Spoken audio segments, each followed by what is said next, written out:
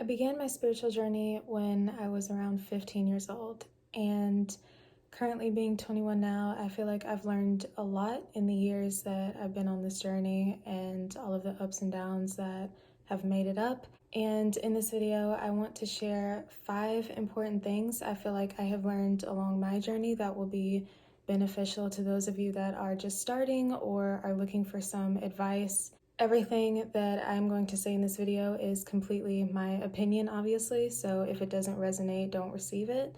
And I think all of the tips in this video are less about, I guess maybe the typical things that you may see in a spirituality video. So know going into it that it's not going to be the typical tips or guidance that you may see.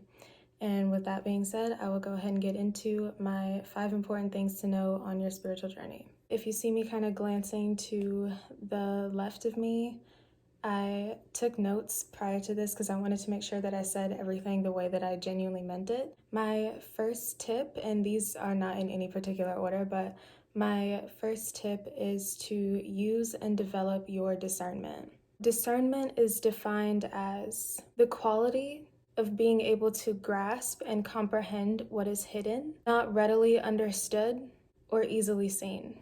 Discernment essentially is, as I said by the definition, being able to hear about a situation or hear a concept or hear a story, etc., or be presented with any sort of information and be able to look beyond the immediate of what you are being presented with to discover if there are any underlying meanings or any underlying truths that may not be as in the forefront as the information that you were given. And discernment, I feel like, is one of the most important, if not the most important aspect of being on your spiritual journey, because in this day and age, especially with there being so many different online communities and platforms that you can be a part of, there's so much information about spirituality and religion and self-development that it can become very overwhelming. And I feel like this uptick in information also provides for a lot of misinformation to be presented to people as well. So specifically in the context of spirituality, I feel like discernment and intuition go hand in hand. And being tuned in with your discernment and your intuition enable you to decide whether the information that you're receiving genuinely resonates with you. I think for myself, when I first started my spiritual journey, and I'm sure many other people will be able to relate to this, I felt like there weren't many people in my physical reality, like my everyday reality, that I was able to talk about all of the things that I was experiencing with and all of the questions that I had no one to really ask them to, or all of the, great conspiracies that I was diving into. I had no one to kind of bounce those ideas off of. So because you don't have anyone in your physical everyday reality to talk to about these things, it's very easy to turn to the online community, which is what I did. And so Tumblr was my main, dare I say, source of finding that connection and finding that information and those answers that I felt like I was looking for. And looking back on it, I will say that I feel like I digested and consumed a lot that didn't genuinely resonate with me. But because I hadn't developed my discernment and I wasn't really able to, I felt like I didn't trust myself in the beginning of my journey, and I didn't trust my intuition completely. And the way I felt about it was, well, these people with this many followers, or these people with this particular aesthetic, or these people who post these kinds of things, it seems like they know more about this topic than I do. So it would probably make the most sense that I just kind of listen to them without really asking myself if I genuinely believe and resonate with what they're saying. So as I was saying, I feel like I digested and consumed a lot that, looking back on it, I didn't genuinely resonate with, but kind of blindly consumed it and absorbed it because I felt like the person that I was receiving it from knew more than I did. And I'm sure I'm not the only person that has felt that way along their journey, especially if you start young, like around 15, 16, 17, like I did. And as I mentioned earlier, in this day and age of information being so readily available, regardless of what it is, if you want to go looking for it, you will find something online about it, including spirituality. In this day and age of information, there can be so much out there that you really have to know how to develop whether something feels good to you, whether something feels right for you, whether something feels little sketchy, a little unnerving, and makes you feel a little uneasy, it's your job to develop that intuition. And I feel like going forward, it'll be the most important skill and tool that you will have of being able to, in essence, have that bullshit meter of, nah, that doesn't resonate with me, that doesn't feel good to me, so I'm not going to consume that, I'm not going to believe that. So there was one thing that I wrote in my notes that I do want to read to you because I feel like it kind of encompasses my whole reason of putting so much importance on discernment. And it is, there's a lot of information available online about various spiritual topics, yet not everything found is rooted in truth, respect, or in good intentions. So it's imperative that you're able to discern what is true for you and what isn't. If you have just listened to all of that and you're like, well, how do you go about developing your discernment? I think a lot of us intuitively and subconsciously have strong discernment. We just don't know that that's necessarily what it's called. Like when you are listening to someone speak or tell a story and in your gut, you're just like, that didn't happen, you know what I mean? Or like, that's not the full truth. And you have that knowing within you, even though there's like nothing about the person that's specifically saying like that didn't happen or that's not true. You just have that gut feeling and that gut knowing that you're not getting the whole truth. That is an example of using your discernment. And just like you've developed that naturally and it's naturally within you from the day you come into this world, it's your job when it comes to your spiritual journey and your spirituality that you apply that same, like I called it earlier, that bullshit meter to all of the information that you may be consuming so that you may, grow your education and that you may learn, etc., just so that you can make sure that the information that you're consuming genuinely resonates with you. My second tip that I feel like is very important and crucial when beginning your spiritual journey or at any point genuinely along your spiritual journey is that research is key. I feel like research is something that I could probably make an entire video about, and maybe I will one day, but for now, I just want to put emphasis on how important research is, especially as I've been saying like 5 times already. In this day and age of information being so readily available to all of us, that it's important that we do our own independent research before embarking on something new. So in my notes, I wrote, in the spiritual community, we often use the phrase, I felt called to, when choosing to embark on a new endeavor. This ties back to the importance of intuition and knowing how to follow it, meaning that when you feel called to do something, this is likely a sign that you should do it. But whether it's with a new practice, concept, religion, or belief, internal calling comes with the responsibility to thoroughly research whatever it is before integrating it into your practice. What isn't used often enough in the online spiritual community is the practice of respecting history, culture, and ethnic groups, as many carry the belief that, quote, we're all one race, the human race, as if generations upon generations of various groups weren't severely oppressed for the beliefs and practices that are now openly known about due to the use of the internet. Research to understand the origin and the history, to strengthen your discernment, and to really come to an understanding of whether something is for you or not. I know that was a lot, but I wrote all of that honestly, and it comes from a very honest and genuine place. And I know and I feel like from what I've seen, this is all based on my experience, keep that in mind.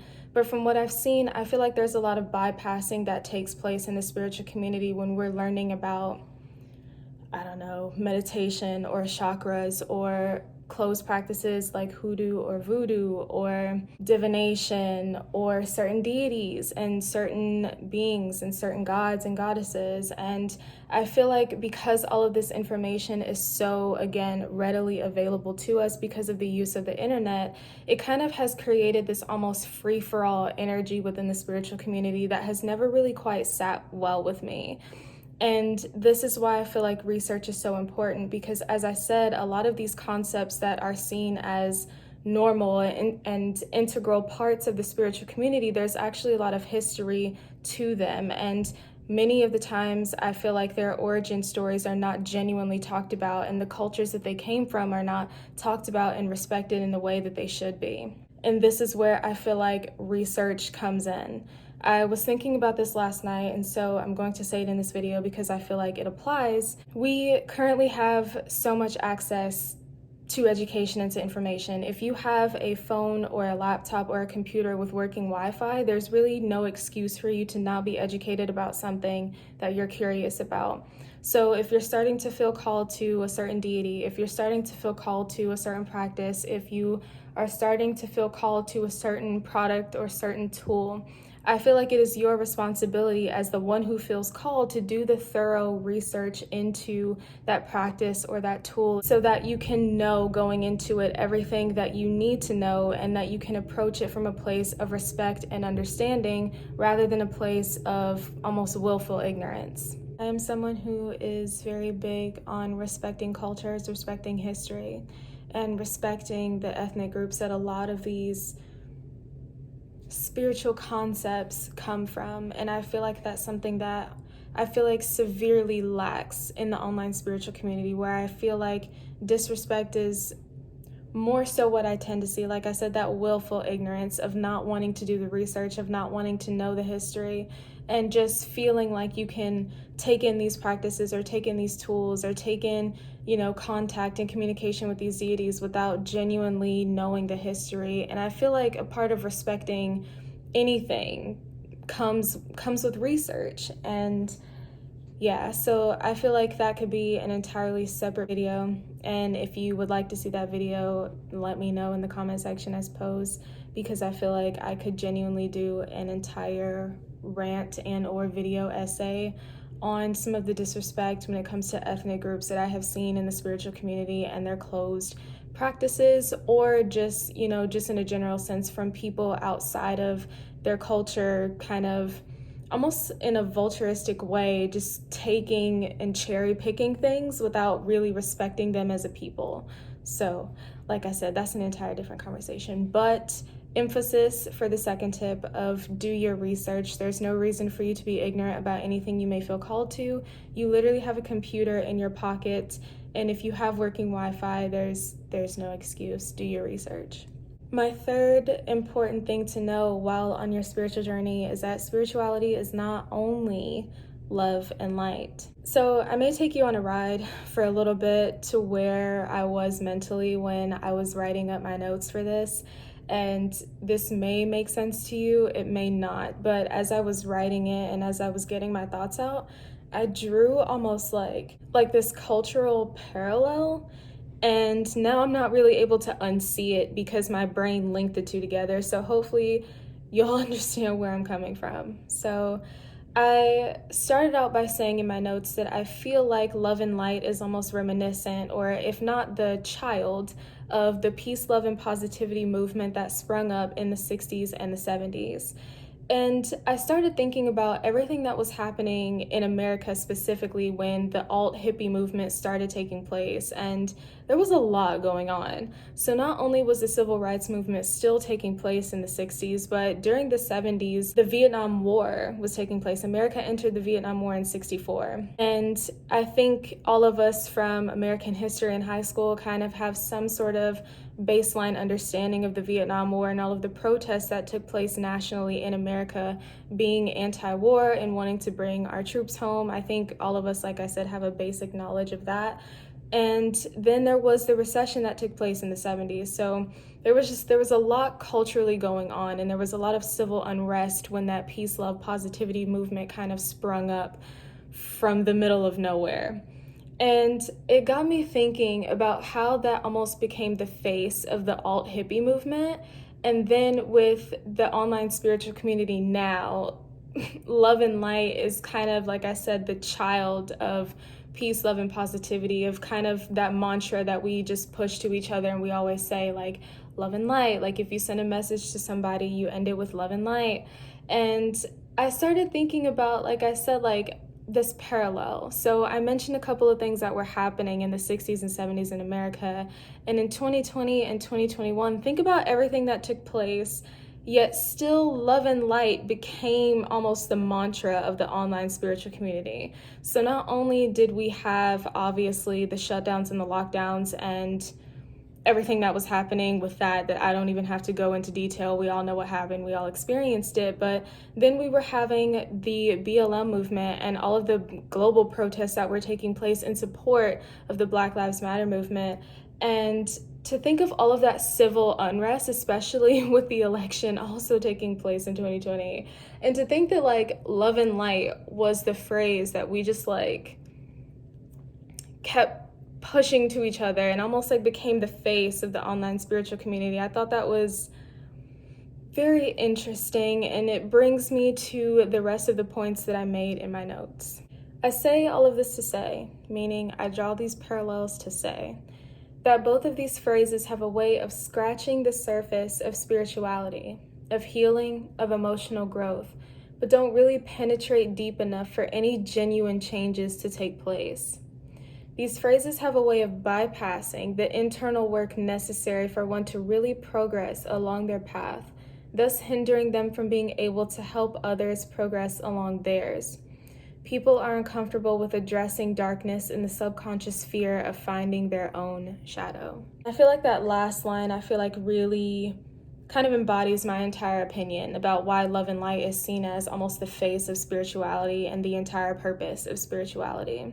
Because only focusing on the good things, like focusing on angel numbers and angels and communicating with your ancestors and receiving abundance and manifesting and all of that stuff is kind of seen as the good stuff that we want to focus on when we're talking about spirituality. That's all of the beautiful highlight reel things about spirituality, but I feel like it's less accepted to talk about the internal work that accompanies spiritual growth. And to me, the two are synonymous. There is no way for you to genuinely spiritually grow or even mentally grow without addressing your own darkness. And that doesn't mean just like the surface level of shadow work that I feel like kind of gets pushed by infographics on Instagram or on Tumblr, but like the genuine work of trying to understand your past so that you can live a better present. And that means looking at all of the things within you that may be unhealthy, that may be toxic. We talk about online, like, what are your toxic traits? But like, not just like thinking of those in like a joking and light way, but like genuinely addressing them and all of the behaviors that you may have picked up from your past that you never dealt with. To look at all of the ways that you project your self-esteem or your lack of onto, certain relationships or onto certain people. I could go on and on about the potentials of what your shadow work may look like, but the reality is that it's hard fucking work. And I feel like that doesn't get talked about as often. The reality of that doesn't get talked about as often because it's not pretty. It doesn't match the almost spiritual aesthetic that has become a thing. It doesn't match the candles. It doesn't match the tarot cards. It doesn't match, the curated baths with rose petals and glitter and salt and all of that. It doesn't match that. Sometimes your shadow work, and I think for the most part, it's ugly crying.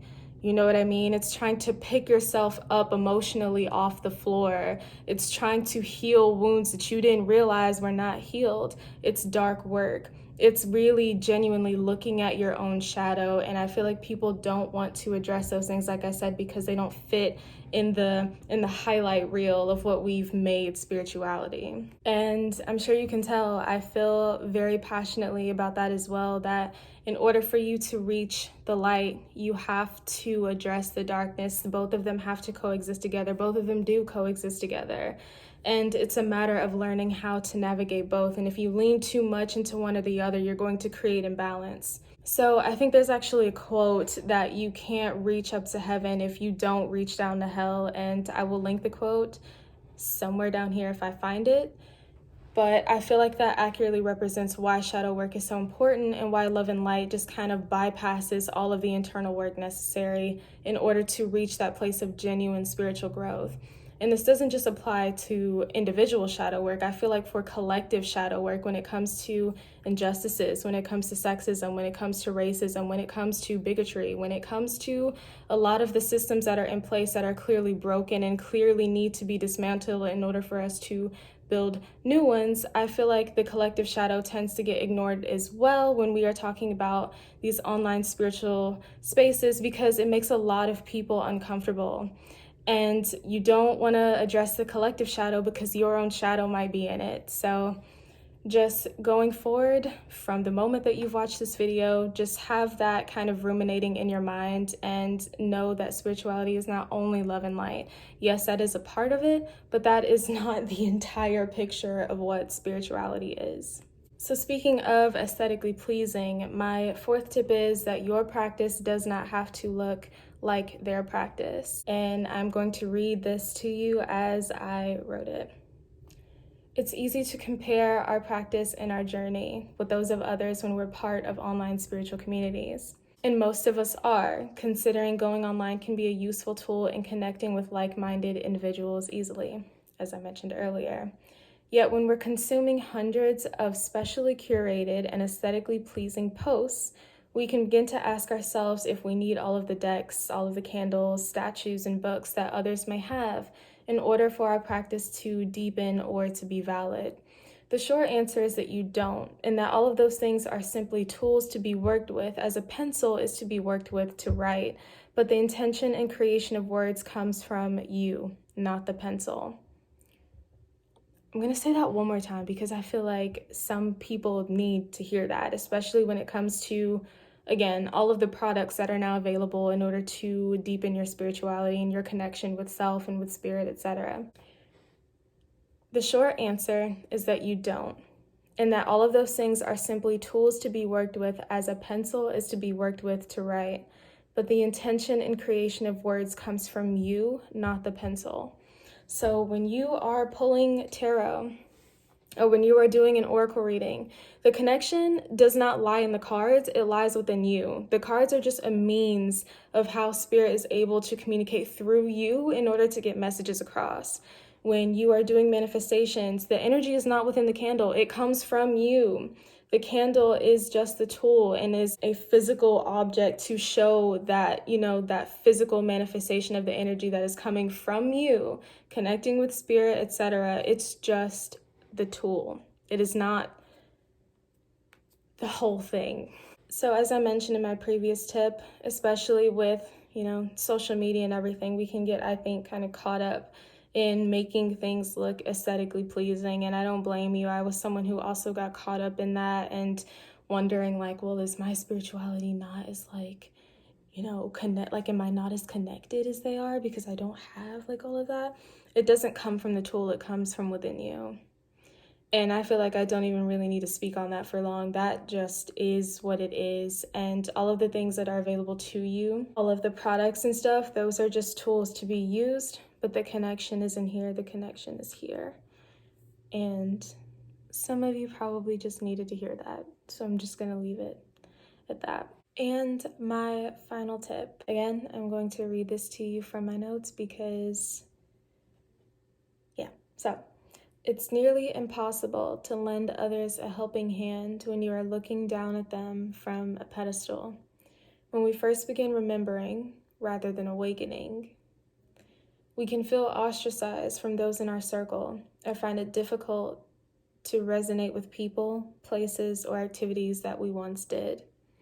This is obviously a sign of internal shifts happening within you, of your growth, but we have to be mindful that the awareness of these changes doesn't develop into a spiritual ego.